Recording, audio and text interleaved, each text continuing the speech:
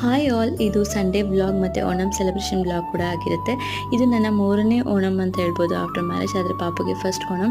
ಬೆಳಗ್ಗೆನೇ ಇದು ಎಲ್ಲ ತರಕಾರಿಗಳನ್ನ ಹೆಚ್ಚಿಟ್ಕೊಂಡು ಅಡುಗೆ ಸ್ಟಾರ್ಟ್ ಮಾಡ್ಕೊಂಡ್ವಿ. ಅತ್ತೆನೇ ಎಲ್ಲ ಅಡುಗೆ ಮಾಡಿದ್ರು. ಅಡುಗೆ ಮಾತ್ರ ಸೂಪರ್ ಆಗಿತ್ತು. ಅದಾದಮೇಲೆ ನಾವು ರೆಡಿಯಾಗಿ ಅಲ್ಲೇ ಮಂಡೆಕಾಡು ಟೆಂಪಲ್ಗೆ ಹೋಗೋಣ ಅಂತ ಹೊರಟ್ವಿ.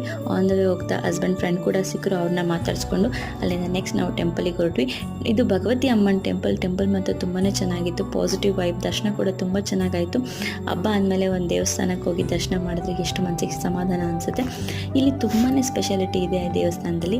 ಅಲ್ಲೇ ನಿಯರ್ ಬೈ ಬೀಚ್ ಕೂಡ ಇತ್ತು, ಮಂಡೆಕಾಡು ಬೀಚ್. ಪಾಪುಗೆ ಇದು ಫಸ್ಟ್ ಟೈಮ್ ಬೀಚಿಗೆ ಬಂದಿದ್ದು. ತುಂಬಾ ಖುಷಿಯಾಗಿದ್ದು. ಆಲ್ರೆಡಿ ಈವ್ನಿಂಗ್ ಕೂಡ ಆಗಿತ್ತು, ಹಾಗೆ ಸನ್ಸೆಟ್ ಕೂಡ ಆಗ್ತಾ ಇತ್ತು. ಅಲ್ಲೇ ಸ್ವಲ್ಪ ಚಿಲ್ ಮಾಡಿ ಫೋಟೋಸ್ ವೀಡಿಯೋಸ್ ಎಲ್ಲ ತಗೊಂಡು ಟೈಮ್ ಸ್ಪೆಂಡ್ ಮಾಡಿದ್ವಿ. ತುಂಬಾ ಚೆನ್ನಾಗಿತ್ತು ಬೀಚ್ ಟೈಮ್. ಅದಾದಮೇಲೆ ನಾವು ಹೊರಟಿದ್ದು ನಮ್ಮ ಹಸ್ಬೆಂಡ್ ಅಜ್ಜಿ ಮನೆ. ಅಜ್ಜಿ ಕೂಡ ಪಾಪನ ಫಸ್ಟ್ ಟೈಮ್ ನೋಡ್ತಿರೋದ್ರಿಂದ ತುಂಬ ಖುಷಿಪಟ್ಟರು. ಹಾಗೆ ಹಸ್ಬೆಂಡ್ ರಿಲೇಟಿವ್ಸ್ನೆಲ್ಲರನ್ನ ಮೀಟ್ ಮಾಡಿ ತುಂಬಾ ಖುಷಿ ಆಯಿತು. ಹಾಗೆ ಮನೆಗೆ ಬಂದ್ಬಿಟ್ವಿ. ಬಾಯ್.